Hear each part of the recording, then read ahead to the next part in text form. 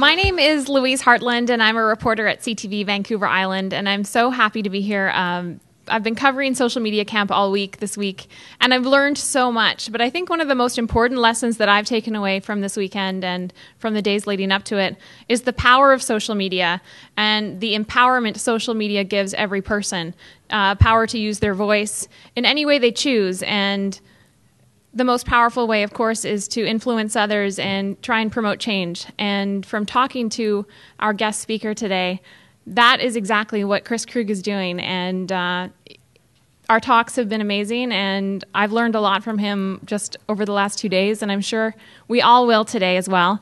But he was recognized last night, I guess, for his work with the Derek K. Miller Award. So please, without any further ado, welcome Kris Krug.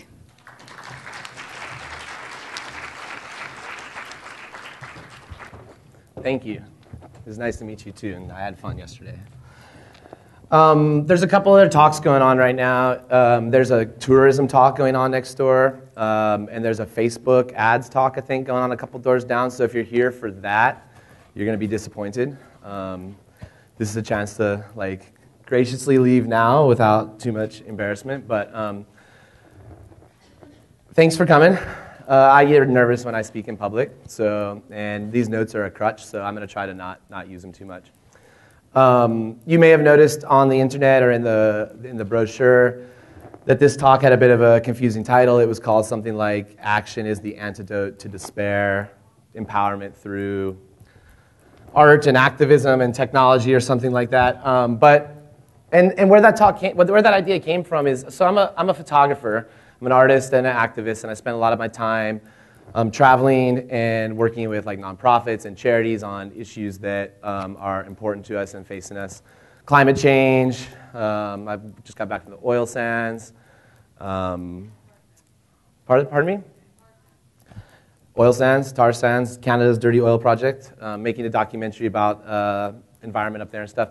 Anyway, so photography and internet, the intersection of the two is my sweet spot. And so I was down in the BP oil spill taking photographs for National Geographic magazine and trying to get a sense of there was a media blackout taking place down there, and there was, you're seeing Anderson Cooper show up on television every day with oiled birds and people out of work, and it was just like a miserable scenario, and you're hearing that BP was keeping journalists out. And so we decided to go down there and figure out what the heck was actually going on. And after spending a month down there, I came back with a lot of rad photos, but a really, really heavy heart. We didn't know how to stop the oil coming out of the ground. It was ruining everything around, and it was all kind of hopeless, right? And so I was kind of faced with this question of how do you stay active and positive and engaged and really able to produce great content and kind of share your talents with the world in face of these big, hairy problems that seemingly are insurmountable or whatever. And so I started to go on this personal exploration of how do I continue to do this over the long term and stay positive, happy, activated in spite of the kind of overwhelming nature of this stuff.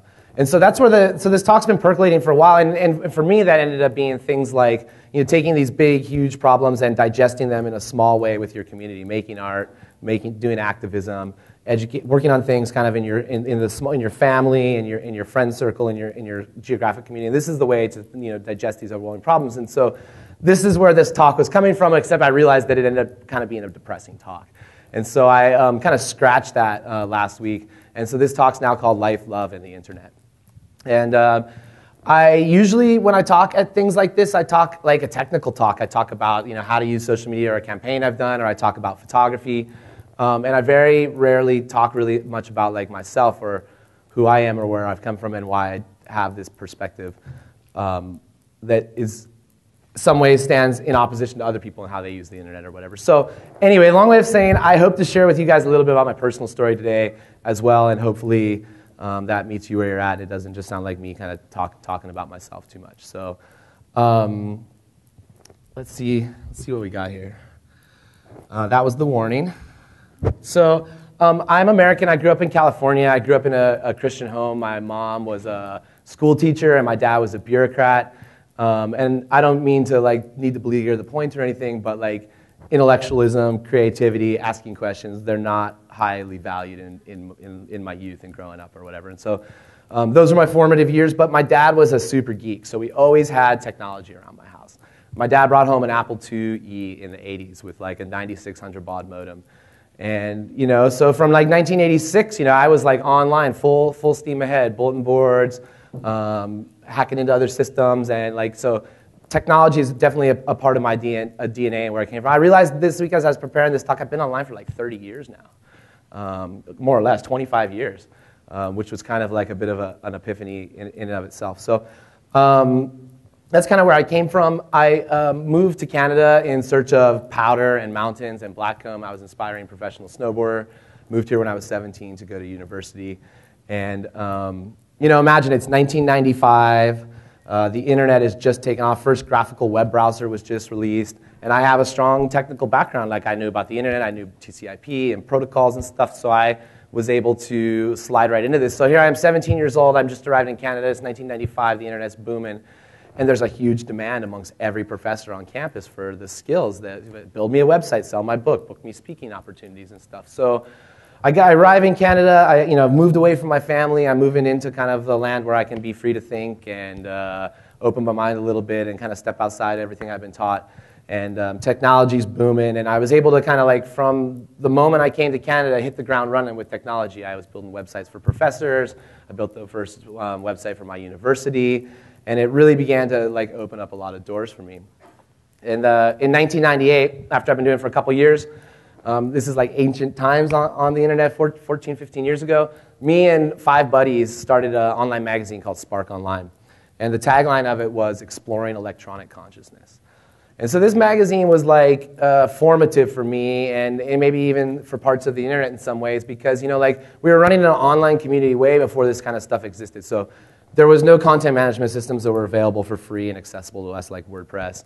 There was no idea of blog posts and multiple authors and comments and a discussion thing going on. So we like duct taped together, handcrafted HTML pages with an ultimate bulletin board system tagged onto the bottom of each post. And we had this net art gallery that was kind of showcasing all these out there kind of net art and stuff. People were experimenting with these new mediums, and we were talking philosophy. We were talking about like what does it mean to have a digital self, and how is the internet changing perceptions of friendship and geography and who we are and stuff. And so, for me and the guys and girls that ran that project like got us off on the right foot. We got to know internet people, we got to know San Francisco, New York people, and it really blew up and grew and really kind of gave us a great foothold on which to kind of explore the rest of the internet further. So it ran for 3 years. It grew pretty big, and it crushed under the weight of its own success. Like we had to hand code it. We took paradigms from the old world, like a monthly magazine with sections and articles, and we applied that to the internet. This is the day and age when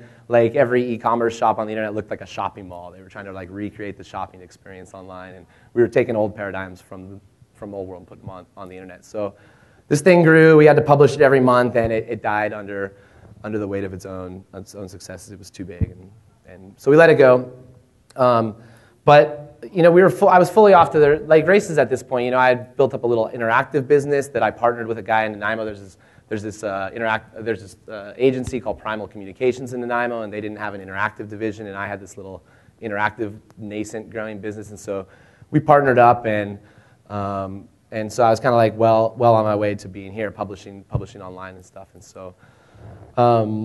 Bear with me. I think some of all this history is kind of important to figure out where I ended up. So in 1999, I moved to California. I took a job with a Silicon Valley startup and started to kind of like ascend the ranks of corporate marketing. Like I had a young family. I have a 14-year-old daughter who came with me to the awards last night. It was pretty awesome. And I was kind of like doing what I was told. I graduated with a degree. I had a baby, had a wife, had a fat cat corporate job, was ascending the ranks of marketing with a Silicon Valley startup, learning a lot about different peripheral industries like communications, public relations, advertising, corporate communications, and the other thing, graphic design, web development, the things that support kind of peripherally web strategy and digital interactive stuff. But I was like, I was pretty unhappy, like I was commuting a couple hours every day to work, and they'd feed you at work, and so I wouldn't leave my desk, and I got up over 200 pounds. I was very unhappy and fat, and I wasn't in a very good place, right? I was barely keeping my head above water, just trying to do all the things the world told me that I was supposed to do. And at the moment when I was probably at my weakest, tragedy hit my family. We had a son, and he was born with a host of problems. They helicoptered him to Stanford University's neonatal intensive care unit as soon as he was born, and he spent like the next 3 weeks in there, and many times close to dying. Like there was a lot of risky moments and stuff, and he ended up having surgeries and seizure disorders and all this host of things. So here I am, a young dad, young marketing executive, working my ass off, being somewhat successful and barely keeping my head above water, and being unsatisfied with kind of the results of my work and my success and stuff. And it was a really challenging, dark time for me. And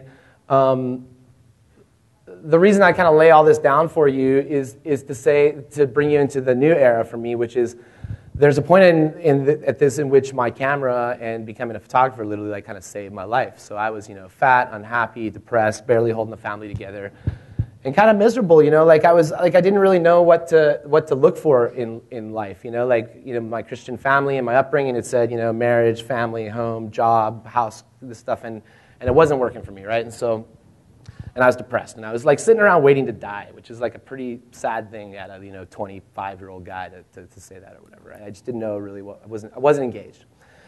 And so in my work life, this company that I was working for went through this big corporate merger and stuff, and so we all had to stay at the company, but we didn't have jobs to do really. Like we didn't have actual work to do, but we all had to stay there to ride out our tenure and get our stock options and stuff. And so a lot of free time, a lot of revolving door of marketing executives and stuff. And so I decided at some point that it would be cheaper for me to buy a camera and shoot these guys who were just going to be around for a few weeks than it was to hire a photographer and go through the whole rigmarole. And so it was just a very pragmatic decision. But having that camera in my life started to trigger something. On the weekends, I would take my camera home with me just as a way to kind of like get out of the house. Like I was in kind of a contentious situation, as I've been alluding to, with my whole family life and stuff. And I just needed a break. And so I'd take my camera home on the weekend, and my eyes would pop open, the sun would be up, and I'd grab my camera, and I'd hit the streets of San Francisco, and I'd just go out, and I'd just wander around. It gave me something to do that was active, but out of the house and doing something. And in the process of doing this, I had an awakening, Like I started connecting with people again, and I started having these flashbacks of who I used to be when I was a younger guy and what I was all about and stuff. And I kind of got like that spark for life kind of lit back up again through getting out on the streets with my camera. And then I'd bring those photos back to my creative services department where I was the VP of marketing at this software company. We had a big fat 11 by 17 Xerox printer that was maintained by the company. And so I'd print out these elaborate photo books of all these. This was just for me. I was just killing time. I'd print out these elaborate photo books of all the places I had been, the people I had seen and stuff, and I would leave them around in the marketing department. And people started to like pick them up and like react to them and like pull me aside. It was clear to my friends and my employees and my coworkers that I wasn't very happy. And so they started like pulling me aside and being like, I don't know what this is you're doing, but this is what you need to do. This is really, really awesome. There's something going on here. And so I started getting a little bit more into it. I created a Flickr account. This is like 2003. And I started sharing my images online. And every day for the last 10 years, I have now edited, photographed, edited, uploaded, and shared photos online every day for like the last 10 years. And part of it was because some of the response I was getting. So here I am taking photos of my young, disabled, barely holding on to life son and sticking them on the internet. And they're beautiful, and people are reacting to them, and they're being moved by them and stuff, right? And like in 2003, Flickr bought one of the photos of my son and made it the homepage for Flickr's website, all through the height of their success, through Stuart and Katarina being on the cover of Time magazine, and Yahoo acquired Flickr. My son, who I could barely like stand up in front of people and tell them. A lot of times when people meet me, I tell them I have a daughter. I don't always tell them I have a son because it's a bigger story. It requires us getting to know each other a little bit and me like sharing something. So. Here, this thing, this kind of dark, tragic thing that had happened to me was being celebrated, and my camera is waking me back up to life, and I'm able to start to process some of this stuff that I'm going through with my son via, art and photography and the internet. And it really just started to, it kind of clicked for me that things didn't have to be, for me, the way that they were right now. I started to feel kind of like re-empowered, reawakened, inspired, and like have that like love for life again and stuff. So, long story short, I began a process of re-architecting my life such to reconnect with my passions again, to do the things that I cared about. I promised myself that I'd never find myself in a situation again where I was like totally disconnected from the fruits of my labor, where I was just a cog in a marketing machine and we were selling widgets to some guy, and I never really got to see that.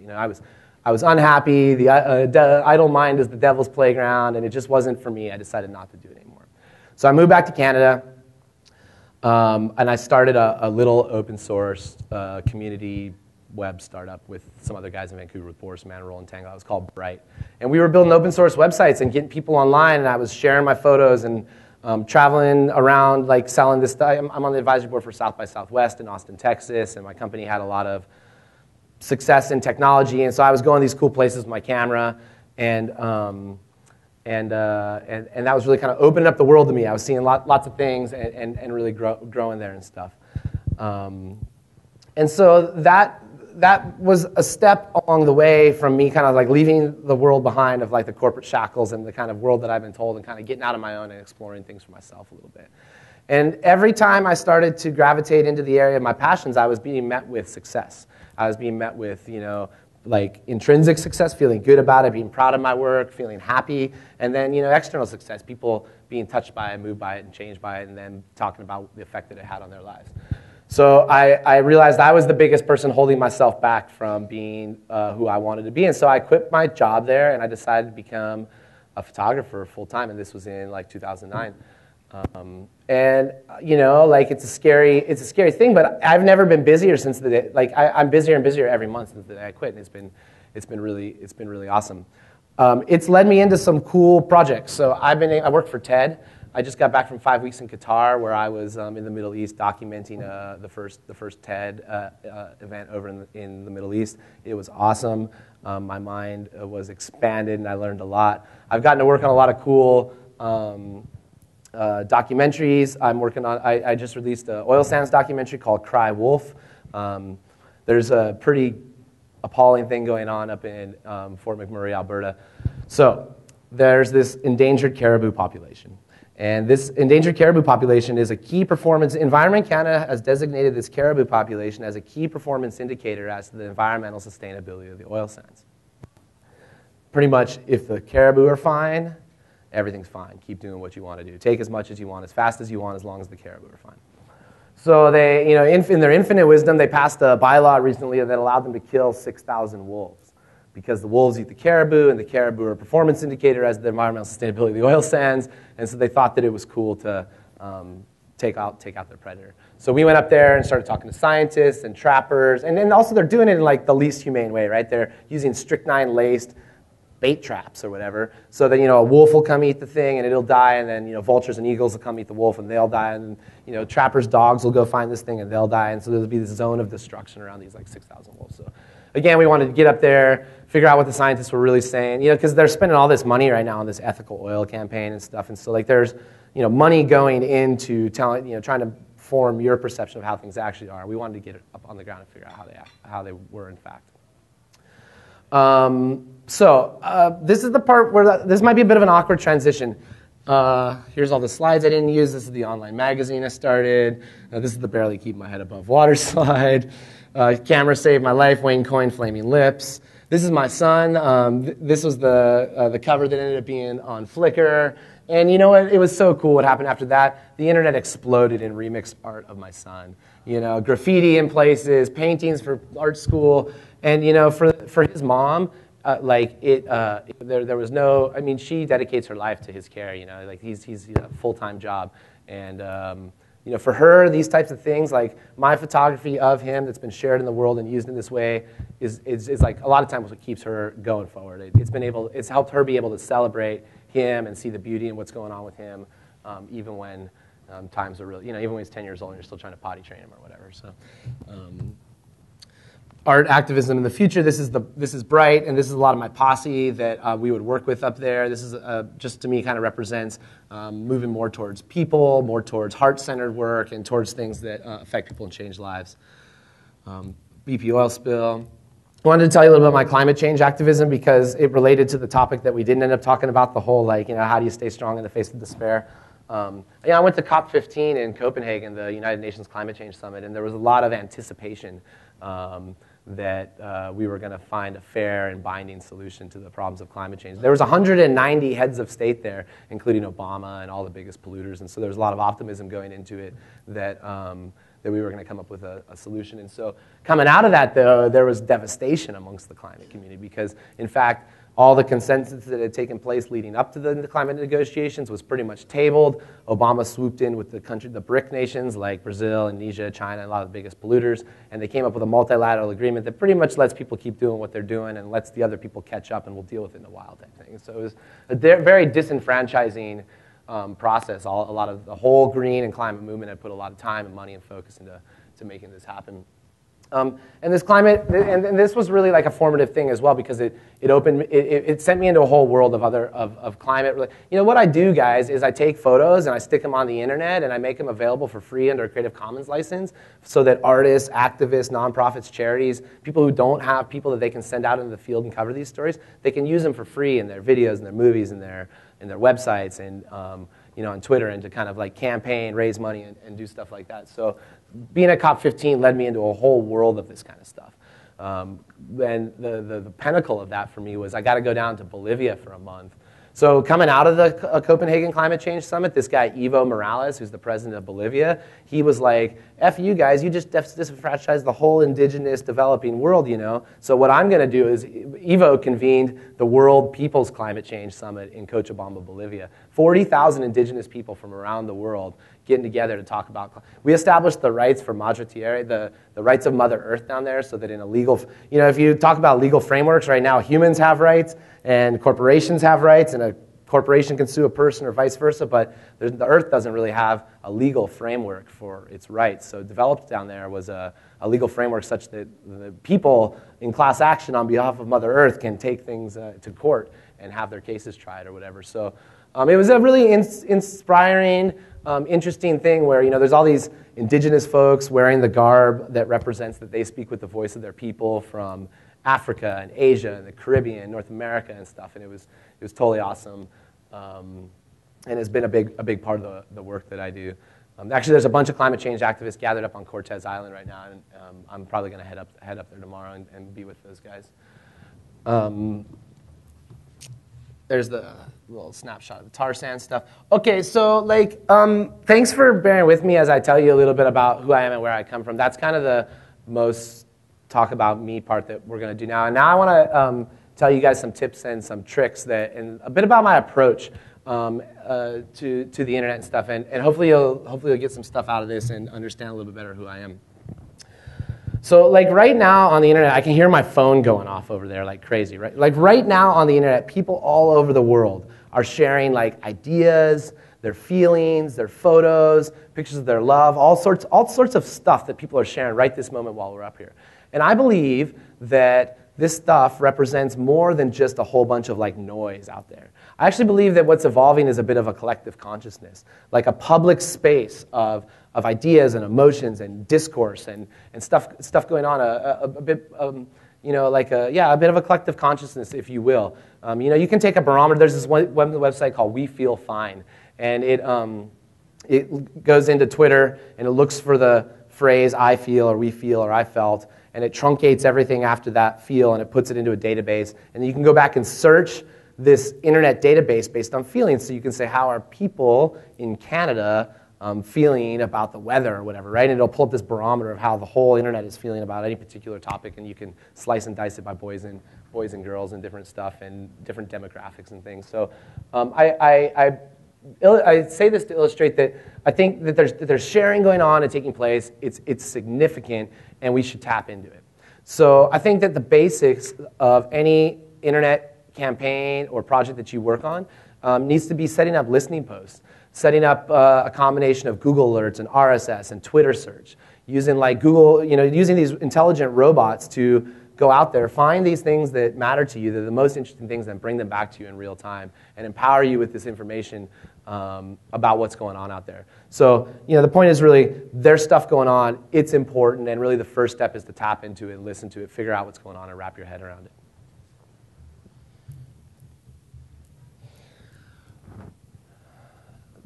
Many of your customers or your fans or the patrons of your art, they want to do more than just buy your product. or they want to do more than just buy your art. You can actually, through the internet, encourage your audience, your body of people to do a whole lot more of things than just buy your stuff. They can share your work. They can promote you. You can spin off ideas out of your work that whole communities of people form around. And so thinking about the internet as a way to not just schlep your wares or sell your ideas, but instead as a way to encourage participation, to foster community, and to grow. So I don't think I'm telling a big secret here, but the trick to the internet is to have a posse. A posse of people who think like you. When you talk about yourself on the internet all day long, you sound really lame. But if you talk about your friends and all of their awesome work and you push all the love and the traffic to them, you start to build a network, of people that can, and you can start to do this for each other. It's not completely reciprocal.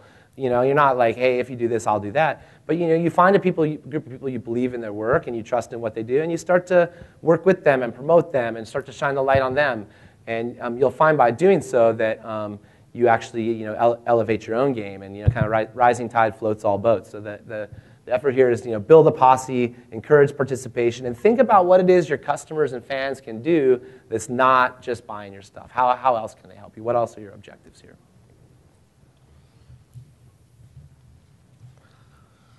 A lot of times when I talk to art students or young creatives, they're afraid of sticking their work online because people might steal it or copy their ideas. I tell those people, piracy isn't your biggest fear on the internet. It's obscurity. It's irrelevance. It's having your work not mean anything. It's not putting it out there and stuff. So I personally have 60,000 high-res original photographs of major world events, last 3 Olympics, 10 trips to China, all these TED events. I got 60,000 high-res original photos online for free under a Creative Commons license. And photographers that I talk to all the time are like, aren't you afraid that's going to cannibalize your thing? Or aren't you afraid that's going to bring rates down or whatever? But I found the opposite is true, right? I found the more that I give away, the more that I get back. It's like coins in a karmic piggy bank. As long as my deposits are more than my withdrawals, then everything's always going to be cool. And so I share, and also, to give something away on one hand isn't to limit your commercial opportunities on another. So I use a Creative Commons license. My Creative Commons license is a attribution share alike license. Essentially what this means is you can use my work for whatever you want without asking me, as long as you attribute me and link back to the original source and your work is non-commercial. Pretty straightforward. So if you're an artist or a nonprofit or sometimes even governments, and you got a use for this stuff and it fits in, I want it in there, and I end up getting credits and link backs, and it pushes up my Google rank, and it's really helpful. But also I retain the right to sell my work commercially. So if your usage of my photographs falls outside the license that I've laid down, then negotiations begin. Then we can start talking about commercial licenses and stuff. And another little thing, I guess, tidbit is people say well, how do you know when someone goes from using it correctly under your license to using it incorrectly under your license? And I say, I don't care about those people. There's only so many hours in the day, and I spend my time chasing after positive things. Carolyn uses my photos all the time. I'm going to be giving her love on the internet for using my photos positively, not trying to chase down some guy on the internet who's using them improperly, who's not going to listen to me anyway when I tell him to take him down or write a cease and desist or send him an. Sometimes if it's a big, reputable corporation and they steal my photos, I'll just send them an invoice and make no big deal of it, and often they'll pay. They'll pay. No, I guess it's kind of funny, but the presumptuous part is on their part using the photo in the first place. I'm just completing the business transaction. So, so I do that sometimes. But the general answer is I don't worry about those people. We don't have enough time in the day to chase those people down. They're not stealing food out of my mouth. At the end of the day, I try to remind myself that when a kid steals a song from a musician on the internet and plays it at a party, the artist should be paying that kid a fee. They're actually doing the marketing promotion for that guy, getting his stuff out there. So at the end of the day, even stealing is good for me, probably.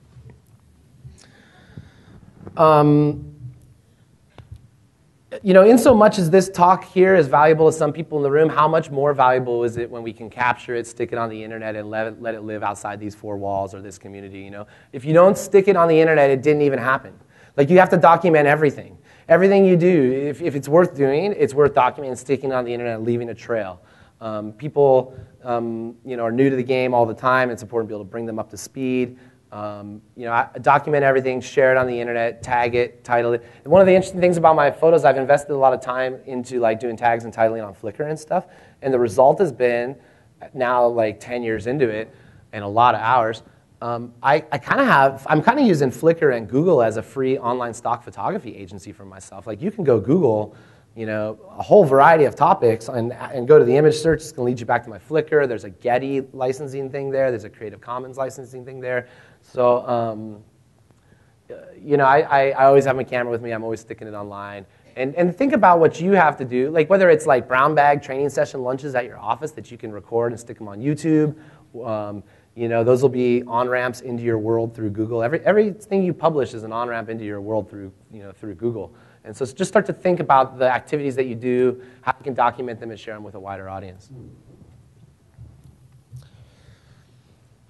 I think that one of the keys to my success when it comes to blogging or whatever is just the old thing that my literature teacher taught me in high school or whatever, which is like, when it comes to the internet, it's just like writing an essay. When I say tell them what you're going to tell them and then tell them what you told them, what I mean is when I come into an event like this, I do some things online leading up to it. I might say I'm going to be there and sign up for the Evite and post it to my Facebook or something like that. So I'm telling you that I'm going to be there, right? And then when I'm here, I'm tweeting and taking photos and putting up videos and sticking them on the internet kind of in real time in like an ad hoc format. And then after it's all said and done, I'll go back and I'll write up like a wrap-up post or whatever. We got to turn that shit off.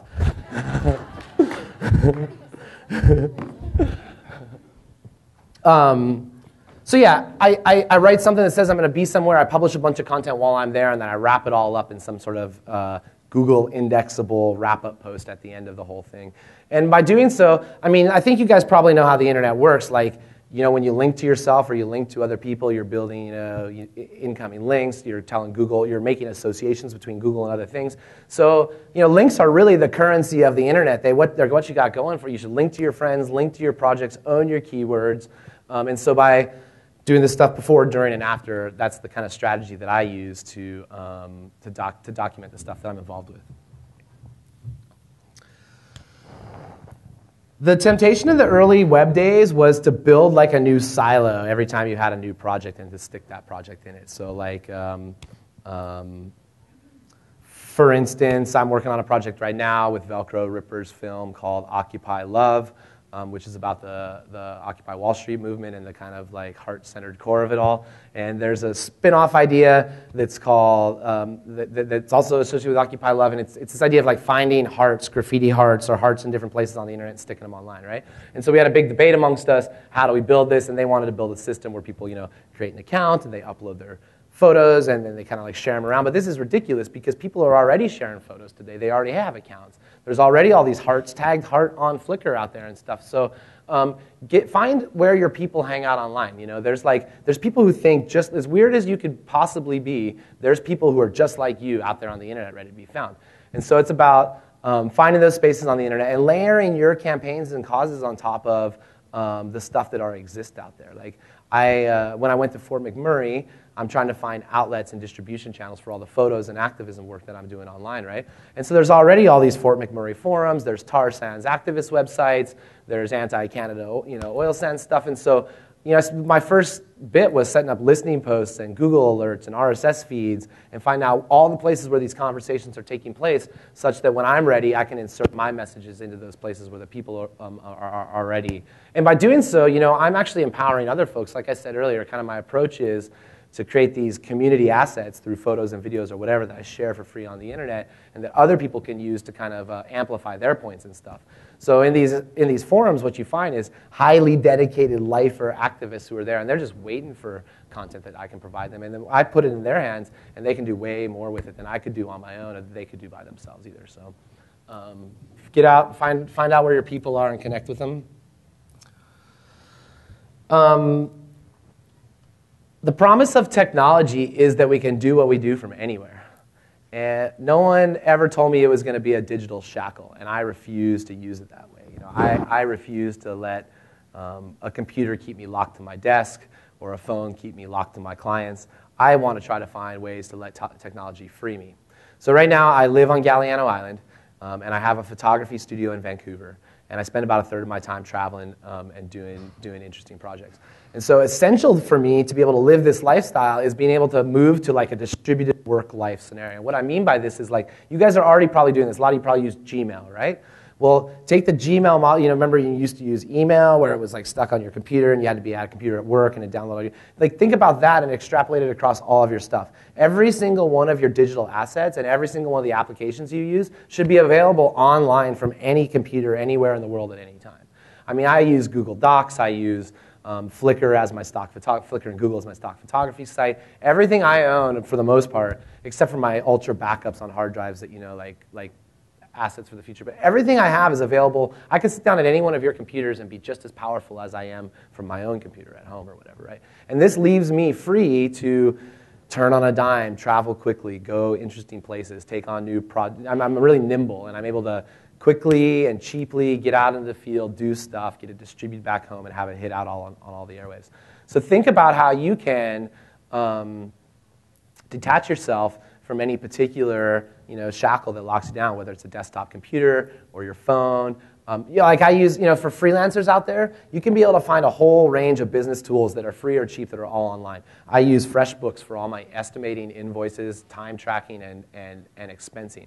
So like you could ask me about a project, I could sit down at Jenny's computer, I could write you an estimate, you could approve it right there, I could send back an invoice, I could receive it in my PayPal account, send it to my online banking, and I'm off and running. I deliver my photos on the internet, and I can do it all virtually from any computer. If my computer falls in the ocean, I can get a new one, I'm back in business right away.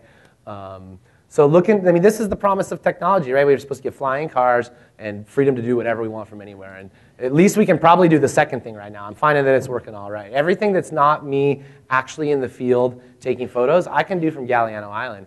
In fact, I'm probably better at it, right? Like I'm probably more focused. Like one of my big fears, this is a special part of the world, right? The Salish Sea out here in the islands, and it changed my life in a lot of ways. A lot of these epiphanies I've been telling you about have happened in conjunction with time spent out here. So my big fear about moving to Galliano Island was that I'd step outside of the flow of Vancouver and all the big projects and the fast-paced life and all the other stuff that was going on, and that I would lose my edge. I would not be the go-to guy anymore, and I wouldn't get all the best projects in the city. I found the opposite was true. I found that instead, all the bullshit that doesn't matter, the kind of life baggage you accumulate as you live, a fast-paced city, business life or whatever, all that stuff faded away. And what was left was like the stuff I cared about the most, the stuff I had a lot of energy, I had clarity, and I knew what it was I had to do. I'd wake up. So I actually have found that splitting my time and spending some time rurally but connected back to the internet has been hugely valuable for actually like my business life and my focus and my career. I'm lobbying the BC government to get us a cell phone tower on Galliano Island so that we can at least have like 20% coverage. It's funny, they're always sending economic development commissions and talking about jobs and this and that. Even yesterday I did an interview with BC government about like, how do I think entrepreneurs can stay in Canada and build business? I'm like, dude, I won't even have another conversation like this until cell phones work on my island. Like, there's so many people there with small businesses and ideas and entrepreneurial stuff, and we can't even use a mobile phone. But yeah, well, you know what? There's other islands with no cell phones, like, yeah. Okay, so this is something this is a corollary to what I was just saying about Galliano Island. For the last 2 years, I've been doing a digital fast. I've been taking some time to put down everything with a power button. No camera, no computer, no cell phone. And obviously, this is impossible to do in your normal day-to-day life with, commute and work and kids and different things. But I've found that my place to do it is out on Cortez Island. There's a retreat center there called Hollyhock, and they run a bunch of rad workshops. One going on right now called Social Change Institute. The one that was the most impactful in my life was called Web of Change. It's taking place in September this year. You should totally check it out. So I go to Cortez Island, and I turn off everything with power button. And the first year I did 10 days, and last year I did 21 days. And again, with the whole paradoxical effect, like you think that also I have an email autoresponder on that says, I'm taking a digital fast. Your email has not been received. It will be deleted when I get home. Please, if you would like to contact me, hit me up after September 1st. I'll be glad to hear from you. It's kind of risky, right? You think it's kind of risky, but in fact, I found the opposite is true. Like, people respect it. They know where I'm coming from. They get, the stuff that doesn't matter fades away. The stuff that does matter comes right back, and they want it even more. It's been a really good thing. It really keeps me balanced, especially in periods where I'm doing 3 or 4 months at a time out in the field with my camera and my computer, shooting and editing every day. If you could take one thing away from my talk, it'd be try to find a little space to do a digital fast this year, especially if you're hyper-connected, man. Like, our brains aren't wired for this stuff. Like, we're really good at it, and we're very adaptable, and it's amazing technology. Don't get me wrong. I'm obviously a huge advocate of these tools. But set aside a little time for yourself and see what happens. I think you'll be pleasantly surprised.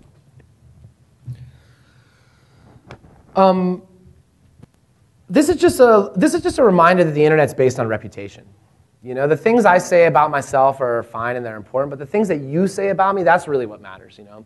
And life is long and the world is small. The same people that you see, you know, some random blogger on the internet that asks you for an interview, or someone, you know, the same people that are coming up, you know, you'll see on your way down or whatever. And so it's just really important to put kindness into the world, give more than you take. Remember that, you know, the people on the other end of that computer are, you know, the humans with feelings and emotions and stuff. And so at the end of the day, this stuff's all about connecting with people and getting people to connect with each other and share their ideas. And so just remember to be kind, keep a lid on it, you know, think twice, say nothing.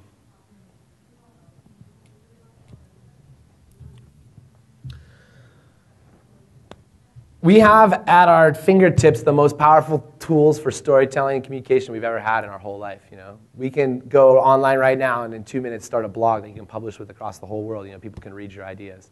So I encourage you guys to like go forth in creativity and kindness. Find these tools that can make you powerful, make you nimble, allow you to chase after your dreams, and you'll find that you'll be met with success beyond your wildest expectations. Finally, I'd like to conclude by showing you a trailer for this documentary that I'm working on right now with Chris Jordan in Seattle. Did you raise your hand? Carolyn and I have become good friends. We met last year when I was living on Midway Island with Chris Jordan for a few weeks, actually a little over a month.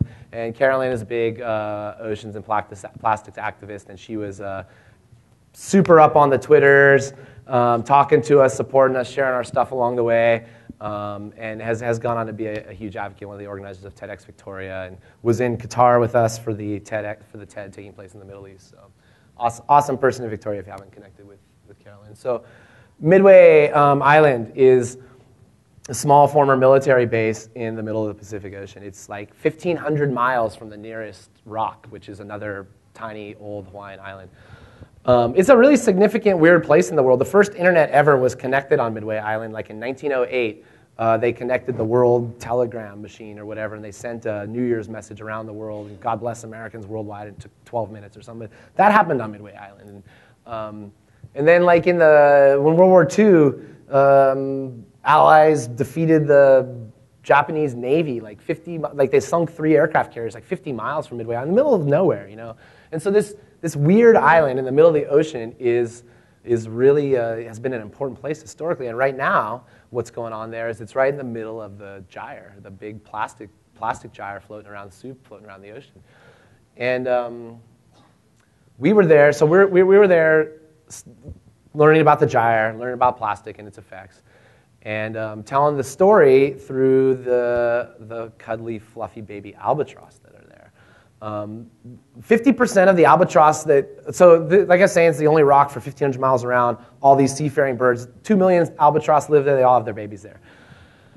They are picking up plastic garbage in the ocean and feeding it to their babies. And like 50% of the chick populations are dying of dehydration and starvation with distended bellies full of plastic garbage like toothbrushes, cigarette lighters, tampon applicators, Happy Meal toys, all sorts of weird. You know, they're dying because they can't eat any more food with tummies full of plastic garbage, right? And the plastic garbage is labeled Russia, Canada, China, you know, America. It's from everywhere, and you know, none of it. It's all washing across the ocean and making up in the belly of these baby birds. And they are a bit of the canary in the coal mine, telling us about our relationship with single-use disposable plastic. So we got a feature film coming out next year. I'm the social media documentarian on the project. It's an awesome gig. I'm like the meta documentarian. So I get to go out and tell the story of the making of the documentary. So I get to hang out in the field with them, shoot YouTube clips with the editor and director and all the different guys, shoot photos, share them on the internet, and generally, you know, whip people up into a froth online about the making of the film, and it's released later. It's really the best gig. Okay, so I'm going to show you a little documentary. Feel free not to clap at the end. Uh-oh. Is my mouse over on that screen? Okay, hold on just a sec. We can do this.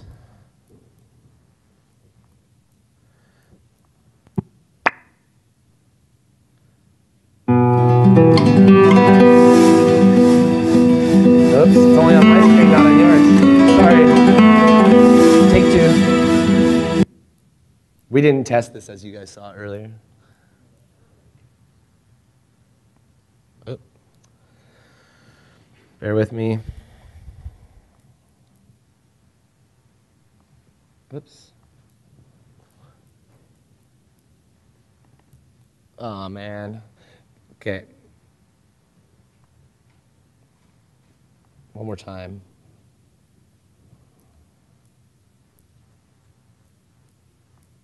Does anyone have any questions?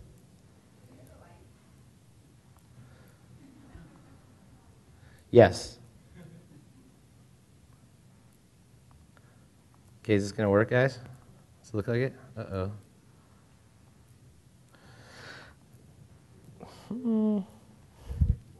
Working on it.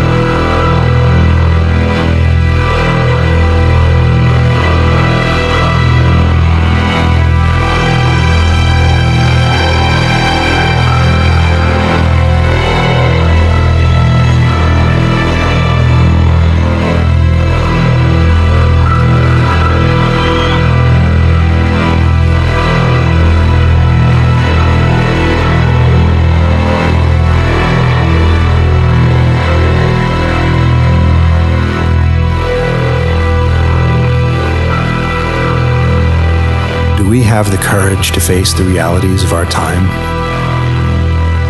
and allow ourselves to feel deeply enough that it transforms us and our future?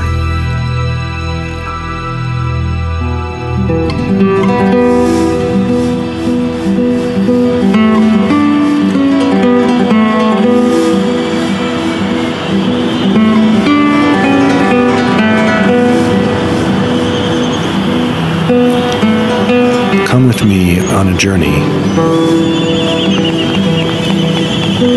through the eye of beauty.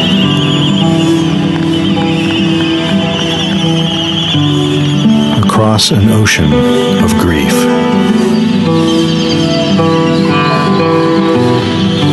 And beyond.